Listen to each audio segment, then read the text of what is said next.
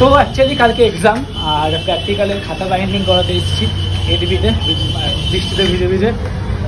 আর মোটে আমার 3টে এক্সাম বাকি, 3টে এক্সাম হয়ে গেলেই ফিনিশড। প্রে করো এক্সামটা যেন ভালো হয়। অ্যাকচুয়ালি সব কাজ ঠিকঠাকভাবে করাটাই এই মুহূর্তে চ্যালেঞ্জ। দাদু প্র্যাকটিক্যাল পেপারটা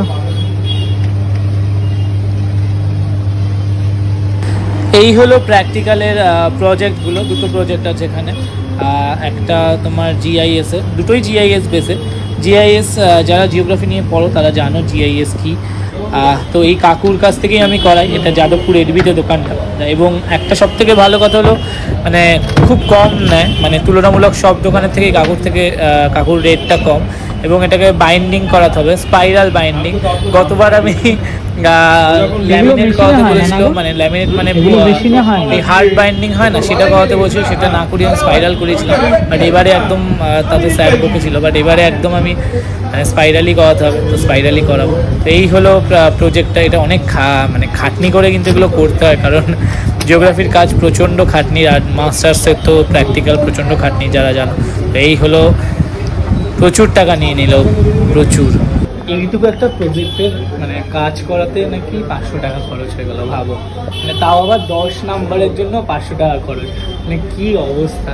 তো যাই হোক, এটা হয়ে গেল। কালকে এক্সামটা যেন ঠিকঠাক হয়। কাল পরশু পর এখন এক্সাম, প্রে করো এটাই। মানডে শেষ এক্সাম, তারপরে তো ওয়েডনেসডে মহালয়, থার্সডে থেকে আমাদের পুজো শুরু। বাট এর মধ্যেও কিন্তু পুজোর কাজ চলবে, কারণ কিছু করার নেই, অনেক কাজ পেন্ডিং পড়ে আছে। তো ওটা হয়ে গেল। এবার নাড়ুর জন্য খইগুড় নিতে যাবো। এই দোকানটা থেকেই নেই খইগুড় হ্যান ত্যান। এই দোকানটা পালবাজারে, সেন ভান্ডার। মানে এখান থেকেই আমি সেই ছোট্টবেলা থেকে খই গুড় হ্যান ত্যান যাবতীয় জিনিস মানে এখান থেকেই যায়।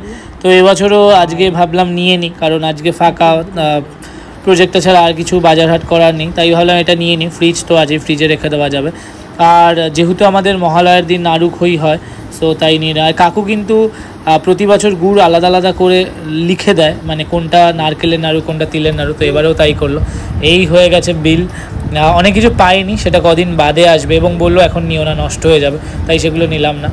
আর এটাও নেওয়ার ছিল, এটা অন্য একটা দোকানে, পাশের দোকান থেকে। এগুলো ওয়াশরুমে খুব দরকার হয়, পুজোর সময় সবাই আসে, তো এগুলো খুব দরকার হয়। আর হজমলা অনেকদিন বা এই দোকানটা থেকে খইনি, আর এই দোকানটা থেকে এগুলো নিলাম। এটার থেকেও অনেক কিছু নিই, পুজোর যাবতীয় গ্রসারি ফসারি। তো এই হলো নেওয়া ডান। বাইরে প্রচণ্ড বৃষ্টি, বা তার মধ্যে শপিংটা হয়ে গেল, এটাই অনেক বড় ব্যাপার।